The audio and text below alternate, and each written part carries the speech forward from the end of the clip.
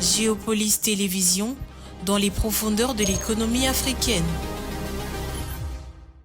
Tout de suite,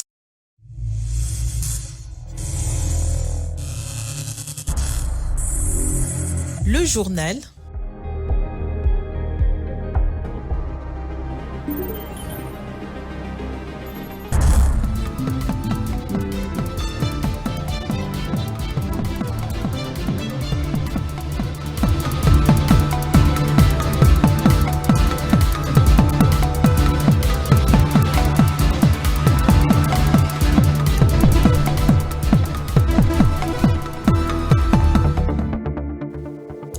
À 4 jours de la clôture de la COP29, les partis ne s'accordent toujours pas sur les engagements autour du financement qu'il faut consacrer pour préserver le climat dans le monde. Patrick Ilunga nous fait le point dans ce journal. Et puis, évaluation de la mise en œuvre de la mesure d'évacuation des marchés pirates dans le quartier Pompage par le commissaire divisionnaire de la ville de Kinshasa. Les vendeurs de ce marché ont exprimé leur souhait de voir leur activité délocalisée vers la cité Molokai. Et à l'international, la forte fluctuation des prix des denrées alimentaires sur ces 5 dernières années a fragilisé plusieurs pays dépendants du marché international pour leur approvisionnement. Cette vulnérabilité est un enjeu majeur en Afrique subsaharienne où les ménages consacrent en moyenne 50% de leurs revenus à l'alimentation. C'était là les sommaires, mesdames, messieurs, bonsoir et bienvenue à cette livraison de l'actualité. Commençons avec cette information en bref. Initialement, prévue pour ce lundi, l'inauguration du nouveau bâtiment de l'Assemblée provinciale du Haut-Katanga a été reportée au mardi 19 novembre. Le président Félix Antoine Tshisekedi, qui devait y participer, a choisi de se rendre d'abord à Kanyama-Kasese pour évaluer directement les réalisations du service national dans cette région de la RDC. Et puis, avant de se rendre à Kanyama-Kasese, le chef de l'État a présidé dimanche soir la réunion du Conseil supérieur de la Défense afin de faire un point sur la situation sécuritaire dans la province du Haut-Katanga. Jacquemin Chabani, vice-ministre et ministre de l'Intérieur, nous fait le point. L'opinion doit retenir que le président a eu autour de sa table toutes les institutions et les personnalités concernées par la sécurité et la défense de la province du Haut-Katanga, mais par la présence du commandant de la 22e région militaire, on a eu l'avantage d'avoir la situation de tout l'ancien Grand Katanga et ça a permis de faire un échange d'informations et un échange sur la situation sécuritaire. Et le président de la République a eu aussi l'opportunité de donner des instructions claires et fermes aux différents services sur la façon dont ils doivent se comporter et prendre en charge la situation. Le rapport qui lui a été fait renseigne que la situation est relativement calme. C'est vrai qu'il y a certains faits qui ont été relevés, mais dans l'ensemble, la situation est relativement calme. Et le président en a profité pour donner des instructions en ce qui concerne les perspectives à venir. Une autre brève dans ce journal au Canada où la première ministre participe au forum sur l'accélération du rythme de développement de l'Afrique, Africa Accelerating 2024 à Ottawa au Canada qui s'est ouvert ce lundi 18 novembre. Elle a profité de la tribune de cette conférence pour inviter les investisseurs canadiens à venir investir en RDC qu'elle a présenté comme pays solution et meilleure destination pour les investissements. Nous y reviendrons avec des amples détails dans notre prochaine édition. Marché pirate, le commissaire supérieur adjoint de la police nationale congolaise à Kinshasa, Blaise Kilimbalimba, a effectué ce lundi une visite d'évaluation de la mise en œuvre de la mesure d'évacuation des marchés pirates dans le quartier Pompage, situé dans la commune de Ngalima, à l'ouest de la capitale. Lors de cette visite, les vendeurs du marché de Pompage ont exprimé leur souhait de voir leur activité délocalisée vers la cité Molokai en quête d'un espace sécurisé pour exercer leur commerce. Rachel Missinga. Les vendeurs du marché de pompage réclament leur déplacement vers la cité Molokai, exprimant ses souhaits lors de la visite du commissaire provincial de la police le 18 novembre 2024. Ils dénoncent les conditions de travail difficiles et les dangers quotidiens liés à l'occupation illégale de la chaussée où la police le chasse régulièrement.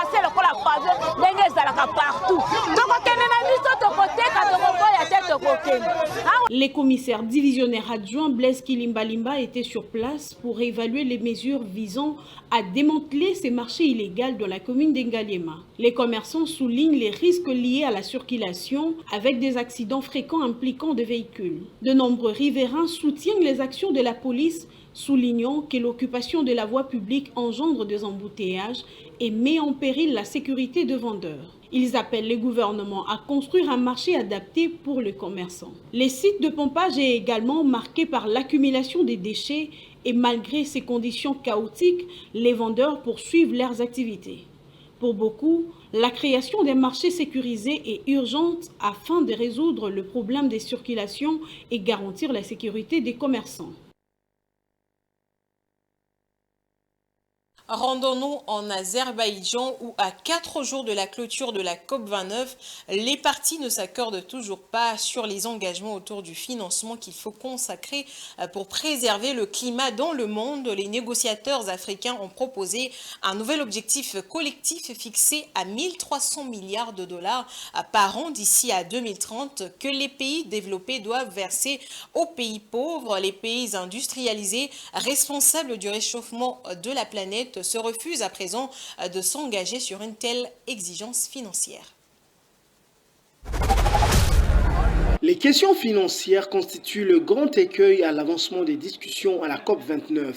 Autant dans les années passées, les partis semblaient fonder leur espoir sur les engagements des pays pollueurs, autant pour cette année, chacun semble se rendre à l'évidence.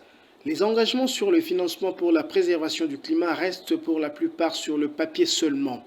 Les pays africains qui se présentent comme apportant des solutions naturelles aux problèmes climatiques n'ont pas toujours ce qu'ils attendent. Malgré cette déception, les négociateurs africains tentent de forcer le destin en augmentant même le niveau d'exigence financier. Cette fois-ci, les pays du continent noir estiment qu'il faut 1300 milliards de dollars américains pour sauver les populations d'un continent en proie à des fléaux de sécheresse interminables, des plaines inondées et des moyens de substance perturbés de centaines de millions de personnes. Les revendications de l'Afrique ont mis en évidence, au cours de 4 derniers jours, l'injustice d'une crise que ses habitants n'ont pas en grande partie créée, mais dont ils subissent gravement les conséquences. La demande de 1300 milliards de dollars américains, bien que considérée comme ambitieuse pour certains, reflète le coût réel de l'adaptation au changement climatique, du renforcement de la résilience et de l'investissement dans les énergies renouvelables sur le continent. Pour l'Afrique, il ne s'agit pas d'une simple liste de souhaits, mais d'une ligne de vie essentielle à sa survie. Les négociateurs africains demandent que le financement de la lutte contre le changement climatique soit fortement ancré dans les finances publiques en mettant l'accent sur les subventions et les fonds concessionnels. Cette demande découle d'une frustration commune face au fardeau de la dette qui pèse déjà sur de nombreuses nations africaines. Elles souhaitent au contraire un financement qui renforce la résilience sans aggraver leurs difficultés budgétaires. En parlant d'enjeux mondiaux, un autre sujet de préoccupation est l'utilisation des pesticides en agriculture. Bien qu'ils favorisent la croissance des cultures, leur impact sur l'environnement et la santé humaine est préoccupant. Rosie Chioyo a interviewé quelques experts sur ce sujet crucial et nous propose ce reportage.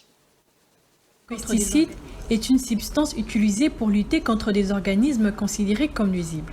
Ce terme générique englobe les insecticides, les fongicides, les herbicides et les parasiticides, tous utilisés pour leurs propriétés biocides. Certains pesticides sont produits artificiellement par l'industrie chimique. Ils agissent respectivement contre les insectes ravageurs, les champignons, les mauvaises herbes et les vers parasites. Bien utilisés, ces produits peuvent contribuer à la bonne croissance des cultures comme le confirme Lina Mukwa à la faculté de sciences agronomiques de l'Université pédagogique nationale. Les pesticides chimiques et les engrais peuvent être utilisés pour une croissance rapide et assez normale des plantes. Donc les engrais pour la fertilisation et les pesticides au sens strict, donc les insecticides, les fongicides et toutes les autres gammes pour la lutte contre les pestes sont utilisés pour lutter contre les maladies des plantes et les nuisibles des plantes. Les conditions d'application sont respectées. Ça veut dire la dose est respectée, le bon moment d'application et toutes les conditions techniques. Donc les pesticides doivent être répertoriés et homologués au niveau du pays dans lequel le pesticide est appliqué, mais aussi les manipulateurs doivent être protégés en utilisant des équipements de protection individuelle que nous appelons en langage technique les EPI. L'environnement lui aussi n'échappe pas aux effets de l'utilisation de ces produits. Effectivement, l'utilisation des pesticides chimiques a des conséquences sur l'environnement. Et ces conséquences sont la pollution du sol. Deuxièmement, il y a la dégradation du sol parce que ces composants s'attaquent aux propriétés qualitatives du sol. Il y a la perte de la faune parce que ces pesticides ne s'attaquent pas seulement aux espèces cibles, aux ravageurs et parasites, et il y a la destruction de l'habitat parce que ces pesticides détruisent le sol et ne permettent pas que toutes les espèces qui occupent le sol où les cultures sont effectuées puissent se développer correctement. Bien que l'utilisation des pesticides puisse être bénéfique, elle nécessite une bonne gestion. Une mauvaise utilisation peut entraîner des conséquences graves. Il est donc fortement recommandé d'être bien informé et orienté avant de les utiliser. Autre chose, revenons sur les états généraux de la justice. Clôturés samedi dernier par le président de la République, plusieurs recommandations ont été formulées au cours de ces assises, notamment la révision de la Constitution pour transformer le Conseil supérieur de la magistrature en Conseil supérieur de la justice. Patience Kokike. Ce jour sera marqué dans l'histoire. Pourquoi la justice congolaise est-elle malade et quelle thérapie pour cette maladie? Ce sont là les deux questions abordées aux États généraux de la justice qui se sont clôturés ce samedi 16 novembre à Kinshasa. Le chef de l'État a salué la tenue de ces assises et aussi les recommandations formulées par le participant. L'état actuel de notre système judiciaire est préoccupant. Nos travaux ont mis en lumière des failles profondes, héritées de décennies de crise, de négligence et d'abus. Corruption, manque de moyens, formation inadéquate, impunité, absence d'indépendance du pouvoir judiciaire et multiples obstacles à l'accès à la justice pour les plus vulnérables. Ces défis, nous les connaissons et savons maintenant l'urgence de les relever. Parmi les recommandations des États généraux, l'on peut noter la révision de la Constitution pour transformer le Conseil supérieur de la magistrature en Conseil supérieur de la justice et la mise sur pied d'une juridiction pénale spécialisée et une loi de compétences universelles pour juger les crimes internationaux graves. Le président Félix Tshisekedi a par ailleurs promis d'instruire le gouvernement pour la mise en œuvre de moyens matériels et financiers indispensables à la réforme de la justice. J'affirme mon engagement personnel à accompagner la mise en œuvre idoine des recommandations issues des États généraux de la justice. Cette volonté de réforme incarne une priorité nationale, nécessitant une mobilisation sans faille. Dans cette perspective, Le gouvernement recevra des directives claires pour déployer les ressources matérielles et financières indispensables au succès des réformes préconisées. Ces travaux qui ont duré plusieurs jours ont connu la participation de 3500 personnes venues de différentes provinces du pays afin de poser le diagnostic du fonctionnement de l'appareil judiciaire en RDC, d'évaluer les réformes déjà entreprises et de formuler des recommandations autour des réformes et actions prioritaires. Vous venez là de suivre un élément de Patience Lokeke qui est ici présente sur ce plateau en tant qu'intervenante. Bonsoir à vous Patience Lokeke. Bonsoir Damani Mujinga. Alors on vient là de suivre un élément sur la clôture des états généraux, alors des états généraux de la justice. Qu'est-ce qu'on peut retenir de ces états généraux qui se sont déroulés à Kinshasa? Comme vous le savez, Damani Mujinga, le président de la République, Félix Tshisekedi, a ouvert le mercredi 6 novembre les travaux des États généraux de la justice à Kinshasa et qui se sont clôturés le samedi 16 novembre. Ces travaux ont tourné autour de deux questions, notamment pourquoi la justice congolaise est-elle malade et quelle thérapie pour cette maladie. Et ces deux questions ont été abordées pendant ces 10 jours par plus de 3500 participants venus de différentes provinces.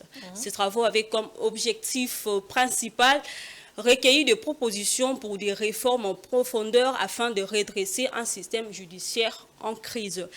Damani Mujinga, il faut dire qu'il y a eu un rapport général où plusieurs mots qui rongent la justice ont été épinglés, notamment il s'agit de la corruption généralisée, marchandage des décisions judiciaires, spoliation abusive de biens, deux entreprises ou des citoyens, insuffisance de la couverture judiciaire, pour ne citer que cela. Voilà. Alors, Patience Lokeke, dans votre élément, vous avez parlé de quelques recommandations. Pouvons-nous savoir quelles sont ces recommandations qui ont été formulées au cours de ces états généraux de la justice? D'une manière générale, les états généraux ont abouti à 359 recommandations. Mais faute de temps, nous allons citer que 5 recommandations. À savoir, il y a eu la transformation du Conseil supérieur de la magistrature en Conseil supérieur de justice et qu'il soit dirigé par les présidents de la République. Et puis, ils ont accordé au ministre de la Justice le pouvoir de nommer, muter et suspendre le magistrat du parquet et créer une cour pénale spéciale pour juger les crimes internationaux graves à l'est de la République démocratique du Congo et puis permettre la poursuite des criminels internationaux en adoptant une loi sur la compétence universelle et puis enfin la révision de l'article 10 de la Constitution pour permettre l'adoption de la loi de la double nationalité en RDC tout en instaurant des mécanismes de déchéance pour haute trahison. Voilà, je pense que c'est tout. Patience Lokeke, merci à vous. Merci Damani Mujinga. Poursuivons avec l'actualité dans ce journal et sur le plan économique. La journée du dimanche 17 novembre 2024 a marqué un moment historique après plus de 30 ans de fermeture. Les mines de Kipushi au cœur du Haut-Katanga renaissent avec l'inauguration de leur usine modernisée Kipushi Corporation, en abrégé KICO, un projet ambitieux mené par Ivanhoe Mines et l'AGK Mines et soutenu par le chef de l'État Félix Tshisekedi, positionne cette mine légendaire au centre de l'industrie mondiale du zinc. Plus de détails avec Dieudonné Boinali. La symbolique est simple et forte. À travers ces gestes, le chef de l'État, Félix Tshisekedi, a lancé officiellement la production des zinc à l'entreprise minière Kipushi Corporation, KICO en sigle, située à 40 km de Lubumbashi. Après 31 ans d'activité, la mine la plus profonde de l'Afrique centrale est de nouveau opérationnelle. Fruit d'une jointe venture entre les groupes miniers Ivanhoe et la Générale des carrières et des mines Gécamine, les gisements miniers de Kipushi refont surface sur l'échiquier international. L'heure est à présent à la production, comme l'a constaté le président de la République, Félix Tshisekedi, accompagné de la distinguée première dame et de nombreux officiels lors de cette visite guidée. 35 000 tonnes de zinc seront environ produite et qui réalise déjà 540 000 tonnes par an et attend graduellement augmenter sa production d'ici les premiers trimestres 2025. Ces explications ont été données lors des différents discours prononcés à cette occasion. Cette activité va créer beaucoup d'emplois et cet emploi sera, je dirais, offert aux communautés locales. Donc là, c'est un élément très important. Mais également, sur les aspects de maximisation de recettes, nous pouvons assurer que cette usine payera les droits et taxes qui doivent être faits et cela va contribuer davantage au niveau du budget national. Dans le cadre du social, l'entreprise devra contribuer énormément au progrès des entités affectées à travers différents projets communautaires. Cette relance va créer non seulement beaucoup d'emplois pour les communautés locales, mais aussi permettra de maximiser les recettes dans ces secteurs porteurs de croissance. Il s'y est de noter que le projet Kiko reflète une nouvelle approche dans les relations commerciales entre Gécamines et Ivanhoe Mines, avec une révision de l'accord initial de 2006. La participation actuelle de la Gécamine est de 32%. Elle passera à 38% dans quelques jours, à 43% dans 3 ans et atteindra 80% dans un délai maximal de 12 ans, faisant de la Gécamine l'actionnaire majoritaire et le propriétaire de la mine. Et dans un contexte de coopération régionale, toutes les communautés de la région des Grands Lacs sont appelées à cohabiter pacifiquement. C'est la recommandation formulée lors d'une conférence débat sur la paix organisée ce samedi à Paris par l'ASBEL Lisanga des élites pour le renouveau du Congo. Un commentaire de Rachel Misenga sur les images de Patrick Mangala. C'est un facteur clé du développement durable pour la population mondiale. À ce sujet, une conférence débat s'est tenue le samedi dernier à Paris. Durant 3 heures, les différents intervenants ont présenté leur communication sur la paix en Afrique avec un focus particulier sur la région de Grands Lacs. Il est important pour nous de redonner une autre image que celle qui a été l'image de combattant, qui a quelque part, je ne dirais pas sali parce que chacun a fait son travail à son échelle. Et aujourd'hui, il faut transcender les choses. Et nous pensons aujourd'hui qu'il faut passer le relais. Il faut redynamiser cet éveil de conscience avec des gens qui ont une approche plus approximative du problème de la République démocratique du Congo. C'est pour cela on s'est dit que nous structurer ici pour mener le combat qui a été autrefois celle de combattants, mais nous voulons redynamiser le combat dans un cadre plus approprié aux réalités de notre pays. Seule l'unité pourra mettre fin à la guerre dans la région du Grand Lac. Donc le mot qui me vient à l'esprit, c'est l'unité de ces pays-là, dans cette région. Comment ces pays peuvent s'unir autour de valeurs pour la paix et le développement. C'est-à-dire dans le domaine, dans le domaine public, quoi. Comment servir les citoyens, comment permettre aux citoyens de vivre dans la coprospérité. Donc ça, c'est ce qui est très, très important. Les participants à cette conférence souhaitent que la population de la région de Grand Lac, une zone durement touchée par les conflits, notamment au Congo, au Soudan et au Burundi, puisse aspirer à un vent de paix dans leur pays. Cette conférence a été organisée par l'Isanga des élites pour les renouveaux du Congo, une organisation sociopolitique créée en 2024 en France. Chaque 18 novembre, le monde célèbre la journée mondiale du bon usage des antibiotiques.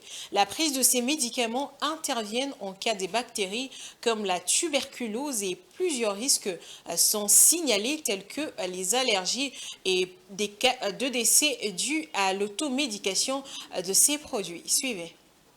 Les antibiotiques sont des médicaments qui tuent les bactéries ou les empêchent de se reproduire. Ils sont très souvent utilisés pour guérir des maladies causées par des bactéries comme la tuberculose, l'otite ou la pneumonie.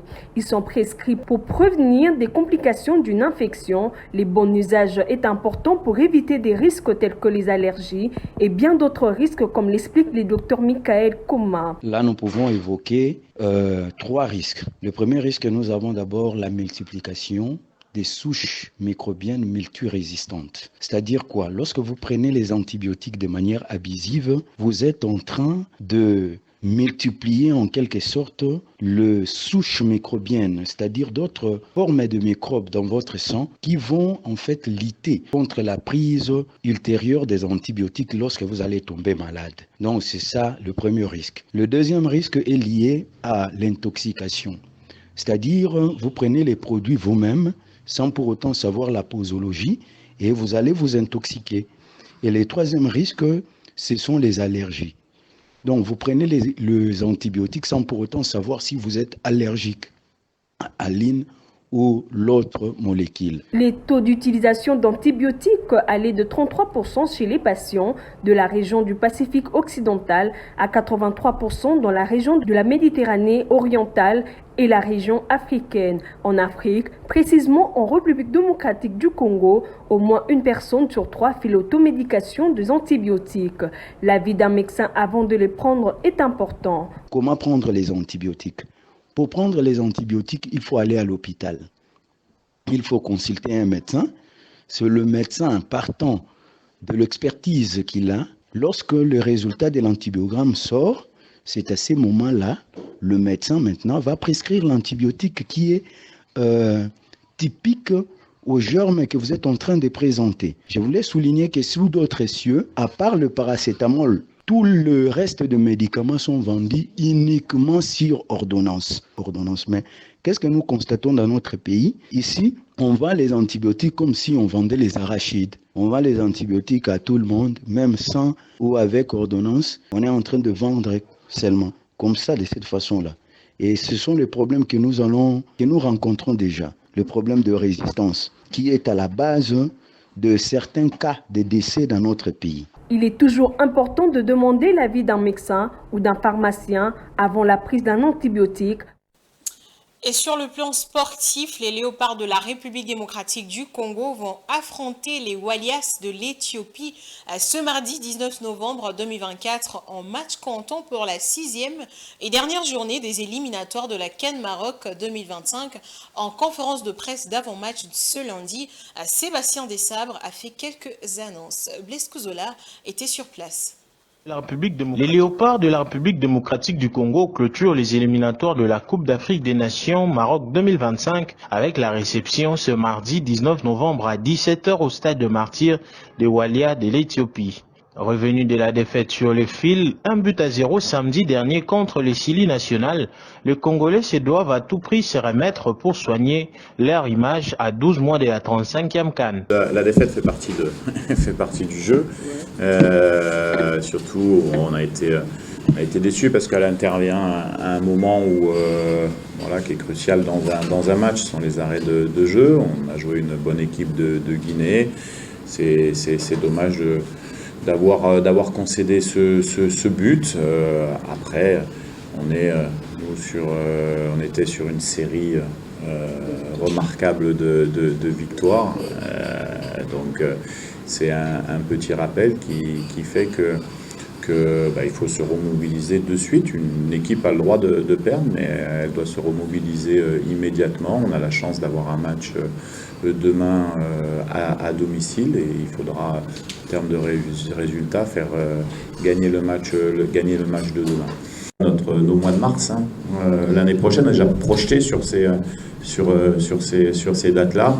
Après, le résultat de demain, c'est vrai que nous, on a envie, et les garçons le méritent sincèrement. L'explication face au Walia, dénué d'un fort enjeu, marquera sans embâche le premier pas comme titulaire de Benjamin de la Tanière des Léopards comme Noah Sediki, Ngalae Mukaou, Nathanael Mboukou, Oscar Kabouit, Timothy Fayoulou, William Balikusha ou encore Ruki Bouchiri. C'est un contingent à un seul trait qui les caractérise, n'avoir pas eu plus de 80 minutes comme titulaire en 5 matchs. Vous suivez la grande édition en direct de Géopolis Télévision, mesdames, messieurs. À présent, nous allons faire place à la page internationale.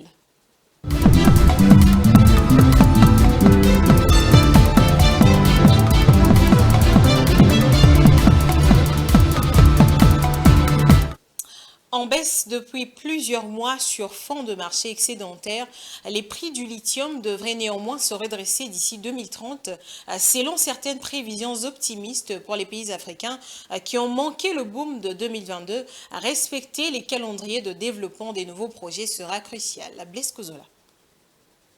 Le continent africain est l'une des zones où les stocks alimentaires publics peuvent être d'une grande utilité pour faire face au casse-tête de la volatilité des prix alimentaires. En Afrique subsaharienne plus spécifiquement, les nations qui dépensent les plus des importations ont dû puiser davantage dans leurs devises étrangères pour s'approvisionner sur les marchés en raison du renchérissement des prix des denrées alimentaires et des intrants agricoles comme les engrais. Alors que ceci paie les coûts de la volatilité induite par les événements politico-économiques ainsi que les prix de la spéculation des grands glomérats agro-industriels, la mise en place de stocks publics offre au pays la possibilité d'agir sur les marchés intérieurs à défaut de peser sur le système global.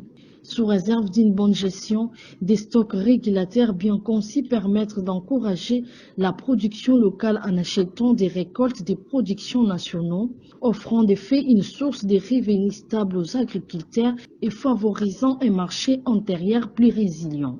En jouant sur les niveaux des stocks pour contrôler les fluctuations des marchés, les gouvernements pourraient ainsi limiter les effets de la hausse des prix et assurer la sécurité alimentaire dans un environnement où les ménages subsahariens consacrent en moyenne 50% de leurs revenus à l'alimentation. Sur un autre plan, les autorités nationales ou régionales peuvent revendre à des prix subventionnés ou sous forme d'aide alimentaire les produits stockés pour réduire la vulnérabilité des populations et garantir leur accessibilité aux denrées. Dans les pays les plus peuplés du monde, l'État a mis en place un vaste système de stock alimentaire géré par le Food Corporation of India qui achète des céréales pour le riz et les blés auprès des agriculteurs à des prix minimum garantis. Ces stocks sont ensuite distribués par le système de distribution publique pour fournir des denrées à prix subventionnés aux populations vulnérables. Au-delà des implications pour les pays africains, les auteurs proposent que la FAO coordonne les stocks publics alimentaires à l'échelle mondiale pour réguler non seulement les prix, mais aussi impulser la transformation vers un système alimentaire plus résilient face Rectification, vous venez là de suivre un élément sur la forte fluctuation des prix des denrées alimentaires sur ces 5 dernières années qui a fragilisé plusieurs pays dépendants du marché international. Je le disais tantôt, en baisse depuis plusieurs mois sur fond de marché excédentaire, les prix du lithium devraient néanmoins se redresser d'ici 2030 selon certaines prévisions optimistes pour les pays africains qui ont manqué le boom de 2022. À respecter les calendriers de développement des nouveaux projets sera crucial. Blaise Kozola. La production africaine de lithium pourrait être multipliée par 5 d'ici 2030, écrit l'Agence internationale de l'énergie dans son World Energy Outlook 2024 paru récemment. Selon l'organisation, cette croissance, qui représente une hausse en pourcentage de 400%, dépendra de plusieurs facteurs, y compris la production au Zimbabwe et de nouvelles découvertes au Nigeria. Dans les détails, les données de l'AIE montrent qu'en 2030, la production de lithium en Afrique devrait totaliser 53 000 tonnes dans les scénarios de base et pourrait s'élever jusqu'à 70 000 tonnes dans les scénarios le plus optimistes. Si les booms du lithium en Afrique étaient annoncés depuis plusieurs années, les différents projets ont enregistré du retard dans leur développement. Alors qu'en 2020, des opportunités intéressantes étaient annoncées sur le marché du lithium pour ces différents pays, les Chiliens Cochilco prévoyant une demande mondiale qui devait augmenter pour atteindre 12 millions de tonnes à la fin de la décennie, la donne a quelque peu changé depuis. Portés par ces prévisions optimistes, les prix de l'hydroxyde et du carbone du lithium ont grimpé à plus de 70 000 $ la tonne en 2022. Ils n'ont cependant pas tardé à s'effondrer à environ 11 000 $ la tonne en septembre 2024 en raison d'une production qui a évolué beaucoup plus vite que la demande.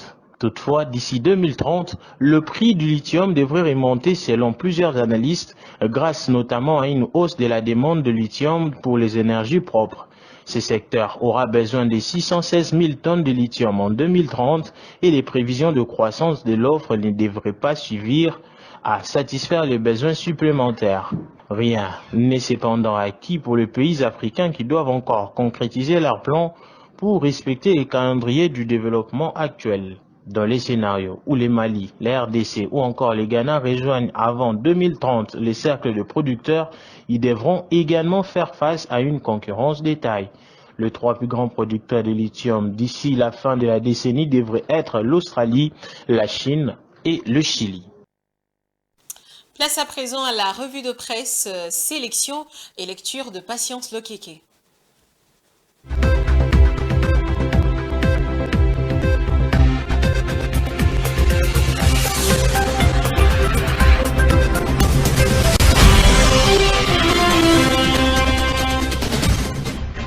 Mesdames et messieurs, bonsoir, bienvenue dans cette revue de presse. Ouvrons cette revue avec Forum des As. Le journal revient sur les dossiers chauds de l'heure, à savoir la réforme à venir de la Constitution. Le journal écrit « Devant une foule immense venue à sa rencontre, le président de la République Félix Tshisekedi a tenu un meeting populaire à la place de la Poste au centre-ville de Lubumbashi, dans la province du Haut-Katanga, le samedi 16 novembre. Au cours de son discours, le président Félix Tshisekedi a réitéré sa position de réviser la constitution congolaise en mettant en place une commission constituée des différentes couches des Congolais pour la repenser. Il a aussi éclairé l'opinion publique sur son meeting de Kinshasa en fin du mois de septembre qu'il a dit être mal interprété par les opposants. Dans le même registre, le quotidien titre « Félix Tshisekedi sur ses bottes à Lubumbashi ». Félix Tshisekedi a réaffirmé le samedi dernier à Lubumbashi où il séjourne actuellement son initiative de voir la loi fondamentale subir des modifications ou carrément être changée à cause de certaines de ses dispositions devenues non adaptées au contexte actuel. Cette fois-ci, le président de la République a utilisé un ton ferme et menaçant face à tous ceux qui s'y opposent et veulent l'empêcher d'user de ses prérogatives constitutionnelles en tant que celui à qui revient l'initiative de la révision constitutionnelle, en les qualifiant de manipulateurs. Fidèle à son penchant économique, Géopolis Hebdo titre à sa une « Félix Tshisekedi écrit une autre page de l'histoire de l'industrialisation du pays ». Le président de la République Félix Antoine Tshisekedi Tshilombo a inauguré le 17 novembre à Kipushi l'usine des zinc, cuivre, germanium,